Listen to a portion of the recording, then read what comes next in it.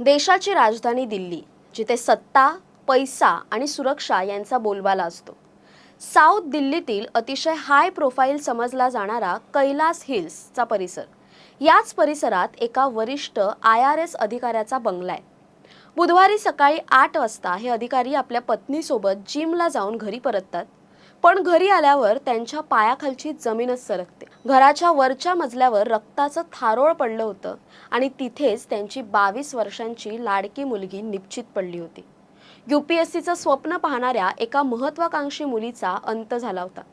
अवघ्या 12 तासात पोलिसांनी आरोपीला पकडलं खरं, पण त्यानंतर जो काही खुलासा झाला तो ऐकून संपूर्ण देश हादरला. एका सनकी तरुणाचा 12 तासांचा रक्तरंजित प्रवास आणि त्याच्या विकृतीचा बळी ठरलेल्या 2 महिला. नेमकं हे सर्व प्रकरण काय आहे जाणून घेऊया या व्हिडिओच्या माध्यमातून. नमस्कार, मी संचारी आकेरकर आणि आपण पाहताय टाइम महाराष्ट्र.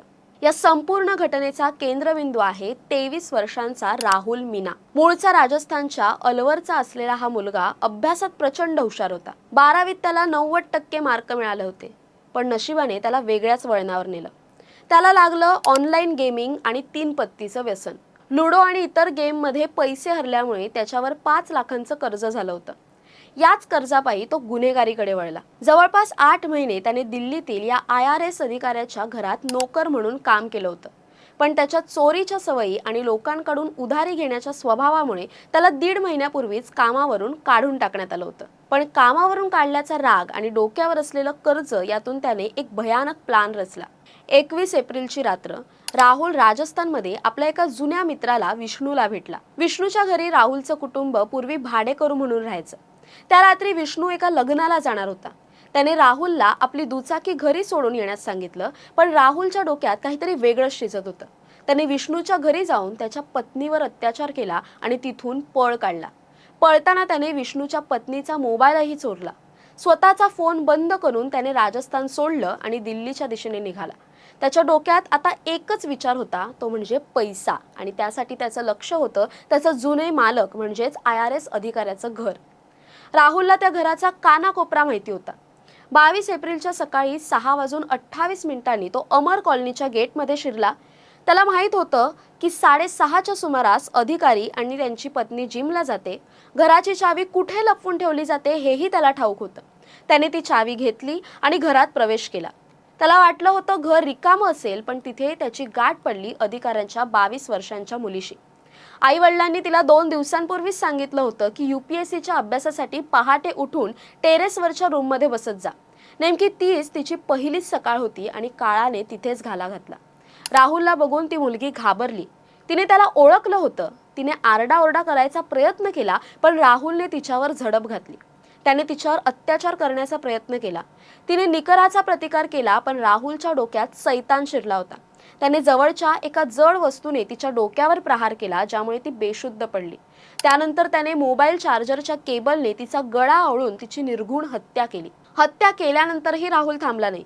त्याला पैसे हवे होते. तो त्या मुलीला ओढत लॉकर असलेल्या रूममध्ये घेऊन गेला. तिथलं लॉक फिंगरप्रिंटवर चालणारं होतं. त्याने त्या मृत मुलीचा अंगठा वापरून लॉक उघडण्याचा प्रयत्न केला, पण शरीरातील ब्लड सर्क्युलेशन थांबल्यामुळे लॉक उघडलं नाही. शेवटी त्याने स्क्रू ड्रायव्हरने तिजोरी फोडली आणि तिथून 2.5 लाख रोख आणि सोन्याचे दागिने लंपास केले. निघण्यापूर्वी त्याने स्वतःच्या रक्ताळलेल्या कपड्यांच्या जागी त्या मुलीच्या भावाचे कपडे आणि चप्पल घातली. 7:22 तो शांतपणे घरातून बाहेर पडला. जेव्हा अधिकारी पती पत्नी घरी आले तेव्हा त्यांना आपली मुलगी रक्ताच्या थारोळ्यात दिसली. पोलिसांनी तपास सुरू केला तेव्हा त्यांना 2 महत्त्वाचे CCTV फुटेज मिळाले.